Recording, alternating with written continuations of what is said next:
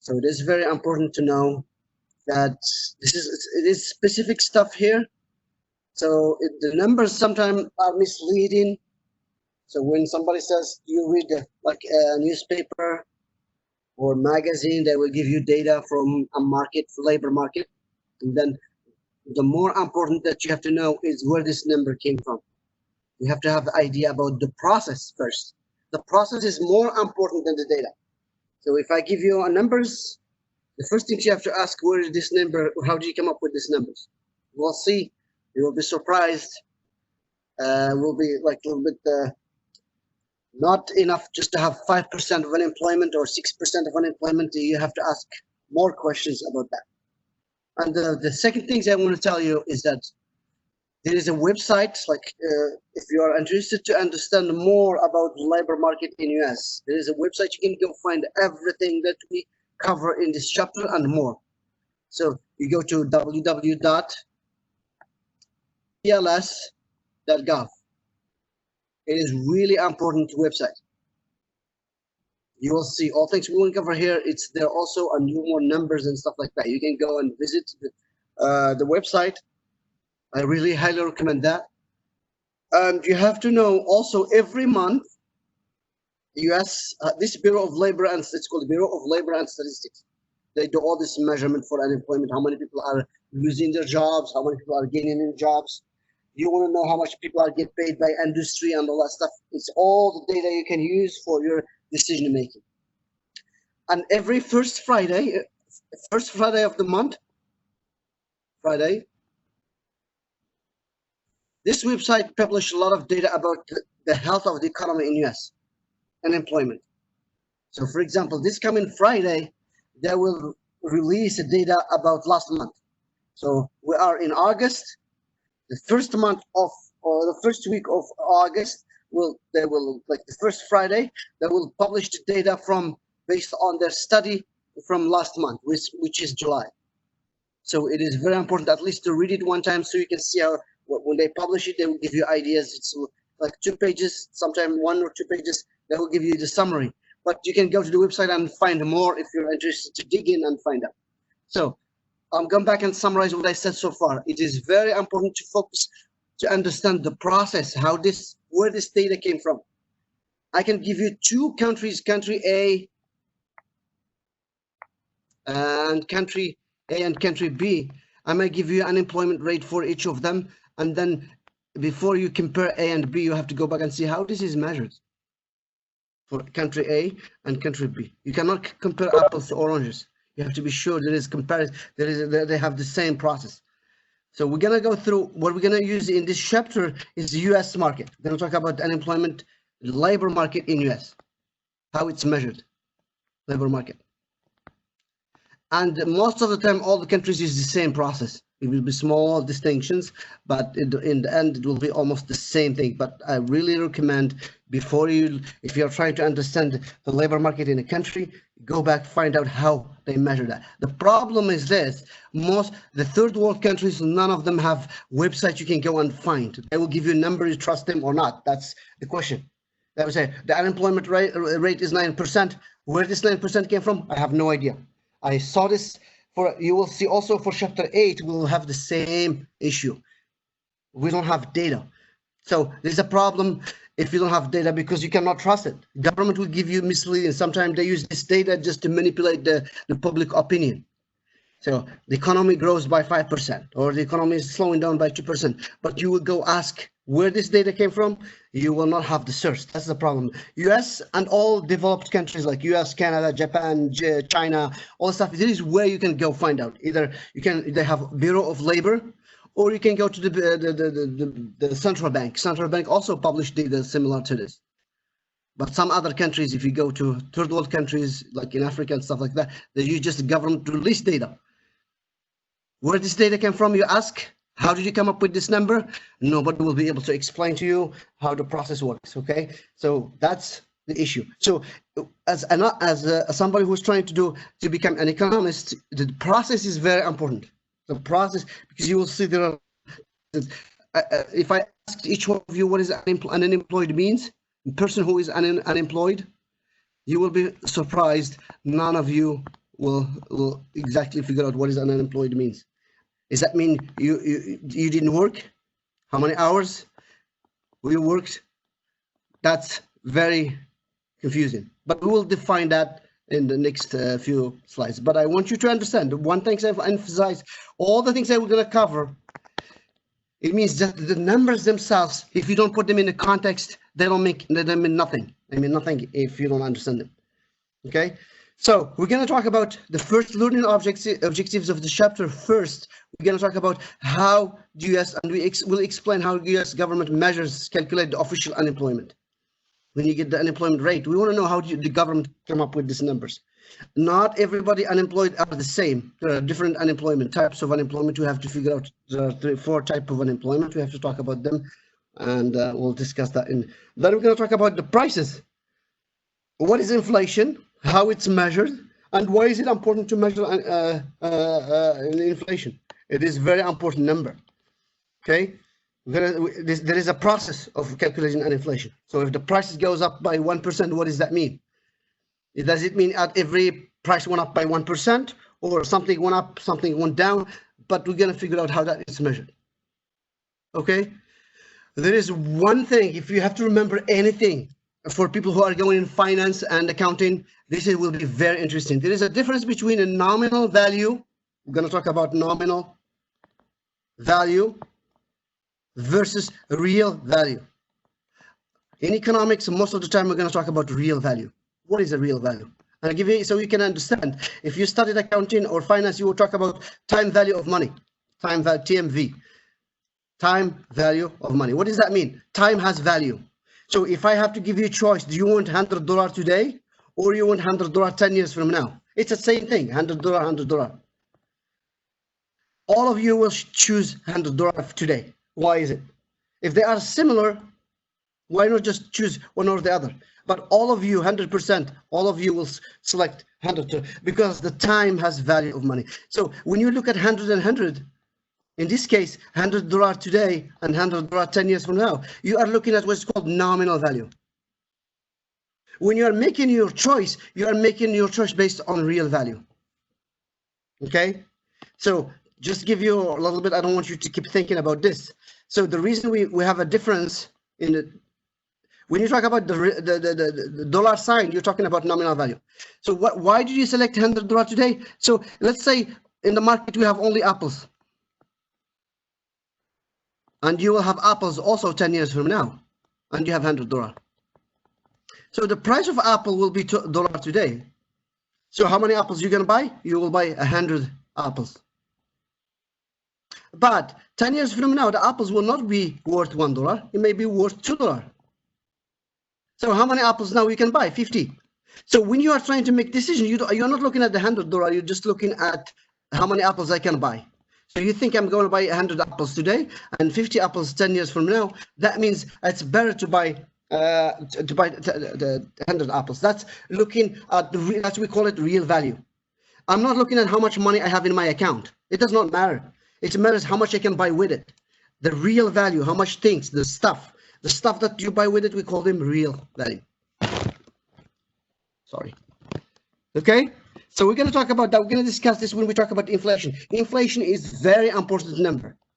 The interest rate you pay for your loan, if you borrow money, it includes the inflation. It has to be taken in consideration, the inflation. Okay. So this is very important concept, nominal real value. Another example here. So if your dad was a teacher, let's just say in 1970, and he's making $20,000 a year, and today you become a teacher, you want to get the same amount that your dad gets in 1970. We are in 2020. You're not going to ask for 20,000.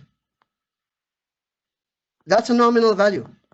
If I want to ask, I can see what dad was able to buy with $20,000. I have to ask for the same amount that gives me this. So if he buys one, like let's say he buys a T-shirt, for example, he buys shoes, he buys food, he pays rent. I want to have the same amount that pays me the same thing. I have to adjust. We call it adjustment, cost of living adjustment. Cost of living adjustment. So if I want to compare the price of gas in 1950 and the gas today, I'm not just going to look at the price. I say, oh, the gas was. So you can hear this from your parents, for example, say, well, 50 cents used to buy me a lot of things. Not anymore today. 50 cents is worth nothing. Why? Because there is a price adjustment. There's a price going up. We have to adjust for that. So we have to know how to move from nominal value to real value. Okay, and a lot of people make mistakes. If you don't do this adjustments, you will be in trouble. Because so if you get a job in New York City and another offer somewhere in New Hampshire, Portsmouth, so you want to have the same. So they will not give you the same salary.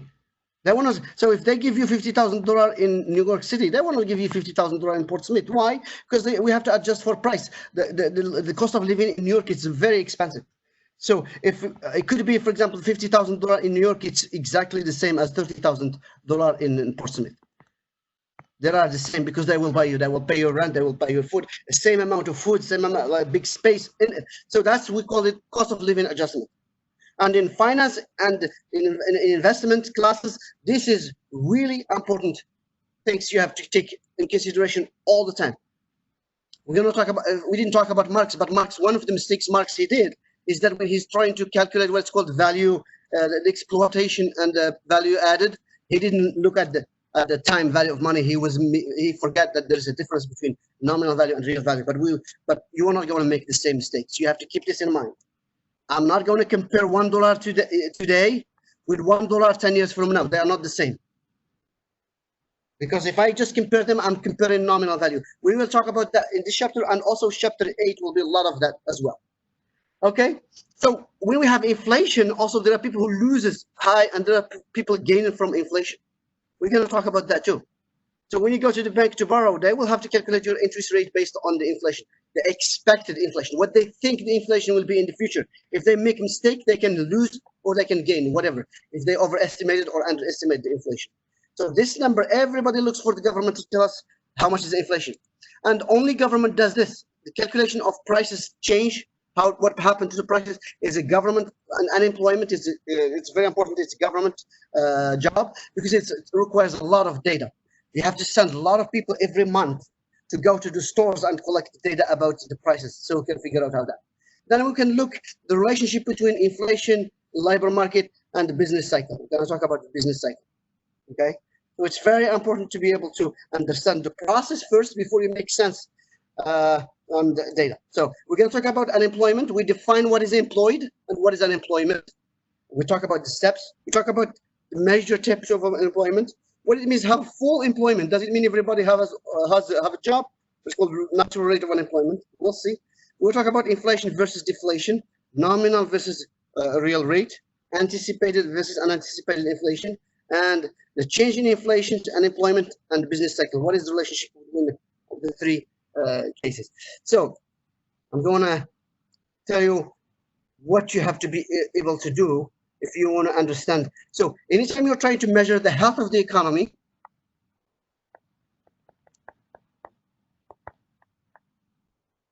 you have what is called indicators. The signs that gives you, if I look at these signs, I will understand the health of the economy. The first one that I have to look is the job market. I understand how many people gain. Is it unemployment rate is increasing or decreasing? If it's increasing, you can say the economy, people are losing their jobs, means there are no jobs, means we are not producing things. If the unemployment rate is decreasing, means people are finding jobs. That's good. Okay, that's an indicator. The second indicator, prices. What happened to the prices? If the prices are go up, is increasing, means people have money, they spend it, means they are having. If you have a job, means you have money, you know, income effect. People buy stuff. Buy stuff means the prices will go up. We did this, that's why we start supply and demand analysis to understand the effect of income on prices. If the prices are going down, that's not good. Means people are not buying stuff, means the economy is not good. And then that's for chapter 7. Chapter 8, we can measure another indicator. It's called gross domestic product, which is GDP. We will calculate how much we produce as a country. Gross domestic product. That's chapter 8 by itself. This is all these indicators will tell us the health of the economy. If we are producing more, economy is growing. The prices are going up, it's a good thing. People are finding jobs, that's a good thing. But if we have a negative job market, negative prices, means the economy is not good. That's an indicators. Every time you look at the economic analysis, the first things they do, they have to talk about this tree, and there are other indicators you can look into. But first things you have to understand all this, the three.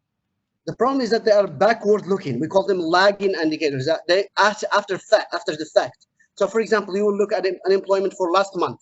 It's too late. We have to look at something that will help us make decisions before it's too late. If I am an investor, I have to be ahead. Is there something that gives me signs? So we have what is called lagging indicators.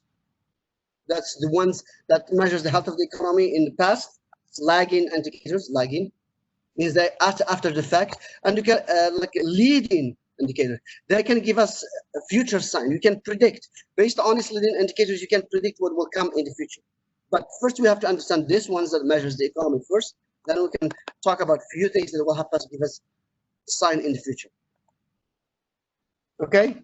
So now, so we have to measure unemployment.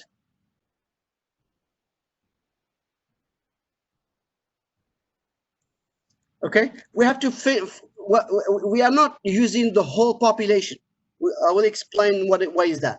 First, we have to calculate what's called civilian non-institutionalized adult population. Short, you will hear in the news and stuff like that, we call them civilian population. If I am trying to hire somebody, I have to know what group of people I can select from. There are some people I will not be able to select for reasons. One is the age. I cannot hire somebody under 16. So I will take the whole population. I will subtract anybody that is under 16 because I cannot hire that person because it's illegal in US. Each country has age. So you can see some countries have 16 as legal age to start working. Some people have 15. Some people use child labor. So just from this point, we will have a difference between countries. I have to know what is your age, legal age to work. In US, it's 16. Also, we have to exclude people who are in any institution. We call them institutionalized population. If you are in prison, we cannot hire you if you are in prison. If you are in mental hospital, we cannot hire you. If you are in the military, we cannot hire you. So to come up with civilian population, we will take the whole population of a country. We have to subtract this group of people. We'll subtract children who are under 16. We have to subtract people who are in any institutions, which when you say institutionalized, means either you are in prison, or you are in mental hospital, or you are in military. That's civilian population. From this population, which is civilian population, we have to calculate what is called labor force. What is a labor force? Labor force, it's a group of people who are either unemployed, or employed. Now we come back and explain what is unemployed means.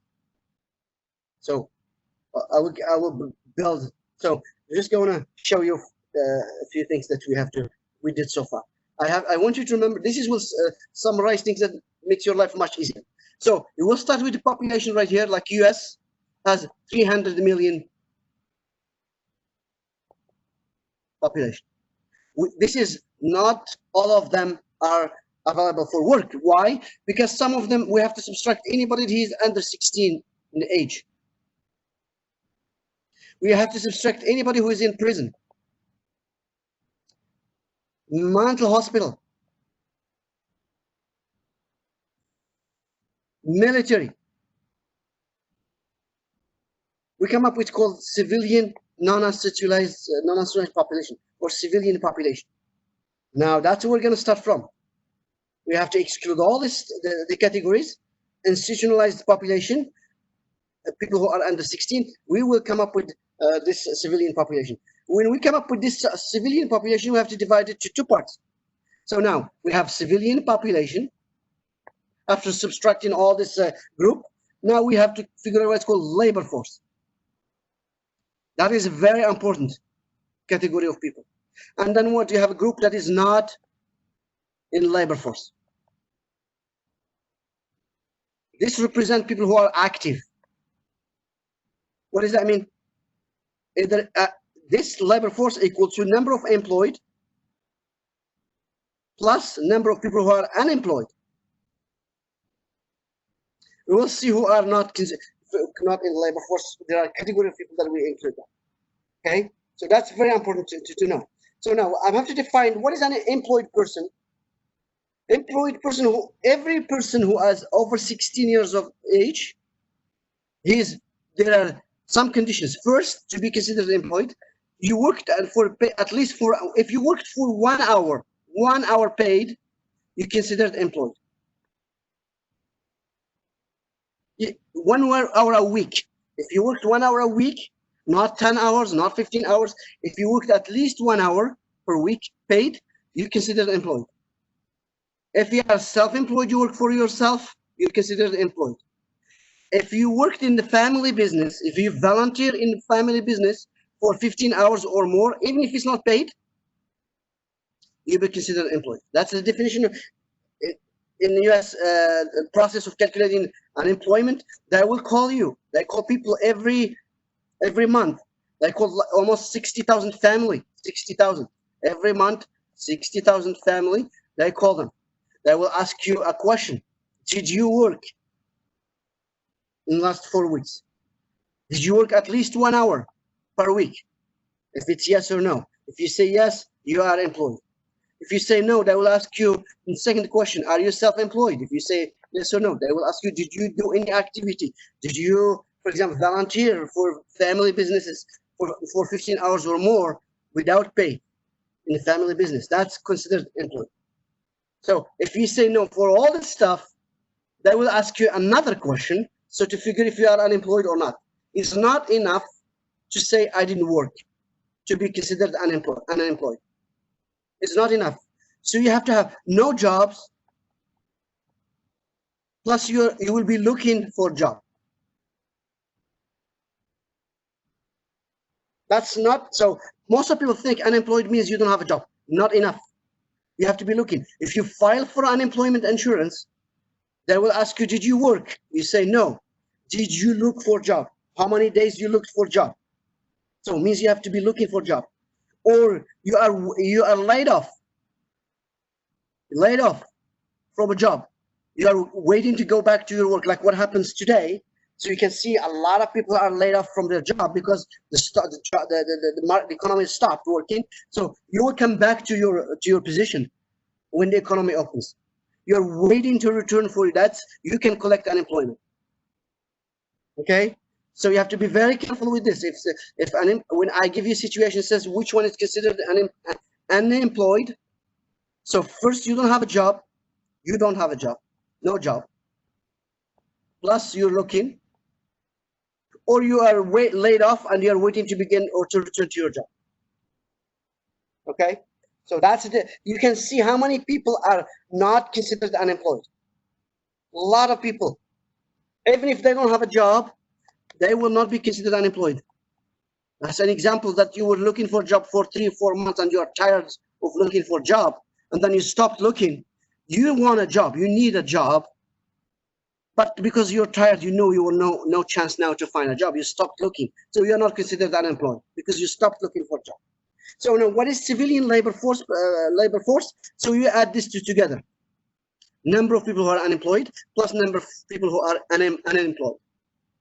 Not in the labor force. I'll go back now and saying, so you have to be over 65, like retirees, full-time students, so retired, stay-at-home parents, and disabled. So now we can go back and finish our diagram. So we start from the top.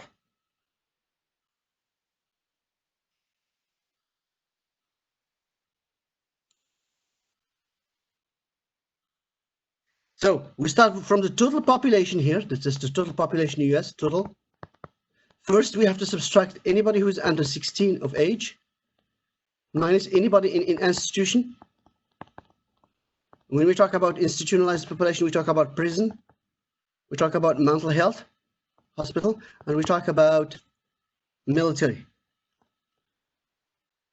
That's when we subtract all this, we come up with civilian population, which is civilian, non-institutionalized population. We call them just civilian population for shortening the term. Now, when we get here, then we divide this to two.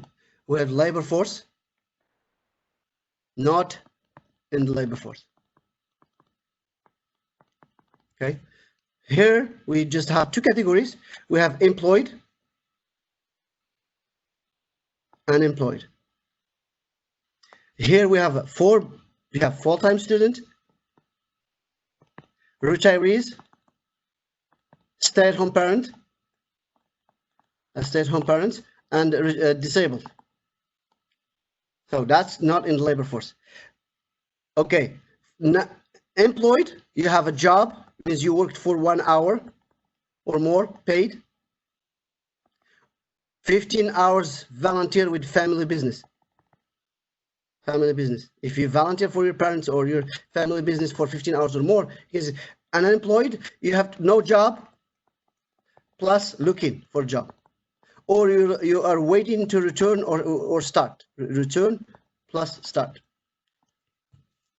So there are a lot of people in between, are not considered here, not considered here. We're going to talk about that later. They are not students, they are not retirees, they are not stay-at-home parents, they are not disabled, but they are not neither unemployed nor they are unemployed. So you can find a group of people here. So that's what things are coming to play. That's you have to understand, because all this stuff, they exclude a lot of people. Okay, so that's very important. So here, the total population in green. Now, if we exclude people who are young and institutionalized, exclude this bar here, we will have what is called working age population, either working age population, civilian non-institutionalized population. That's what we call them. This group, we can just divide it to two. One has called not in labor force, which is full-time students, retirees, stay-at-home parents, and disabled. And labor force, this is the active population, which has part of it is employed and part of it is unemployed. Employed means you worked at least 1 hour paid, or self-employed, or you volunteered for family business for at least 15 hours. Unemployed, you don't have a job and you're looking, or you are laid off, you are waiting to start or return to your job. Okay, that's very important. Now, I'm trying to understand the market labor. I'm just trusting the health of the labor market. It's not just unemployment rate by itself is not enough. We have this number here is more important than anything else. It's called labor force participation rate. See, I want to know what is the percentage of people who are active. Either they are unemployed or they are unemployed. Either they are employed or unemployed. That's a very important number. I will take labor force divided by civilian population. Okay, that gives you what is the percentage of people. First, when I'm trying to compare country A and B, I'm not going to look at unemployment rate. First thing I'm going to see, we have to look at the labor force participation rate. What is the percentage? You might have lower unemployment. There are a lot of countries that have this situation. So, for example, you look at Japan, you look at the unemployment rate, it's 3%. And you look at US, it's 9%, for example, or 5%. If you just compare these numbers, you're mistaken, because you have to look at this labor force participation. You find US has a large number of people who are active. Japan has lower labor force participation because of the age structure of the population. So you have to understand the population first, the age. If you look at the population of a country, it's old, means we will have a lot of people not in the labor force. And Japan has this issue. They have very old population. A lot of people are going to retirements. So it's obviously they have very low labor force. If you have lower labor force participation, it's obviously will have lower unemployment rate. So you cannot just look at, you have to look at this too. Some countries, for cultural reasons, you will have lower. Can you think? I'm going to ask you these questions. This is a little bit tricky question. Let's see how, like you will think. What makes a country has a lower? So think about this. What makes a country has a lower participation rate? You can text me, or we can talk if you want. If I'm looking at the country, I have labor force participation, it's very low. So let's say I take country A and B, And I looked at the labor force, like US, for example, 70%. And I look at this country B, has 50% labor force participation. What would cause country B has a lower labor force participation rate? One we talked about is age. Example of Japan. If you look at Japan's, like the age structure, you will find out a lot of people in the age of like between 80, above 80, you will have a lot. And the more you go down, you will have a small percentage of people who are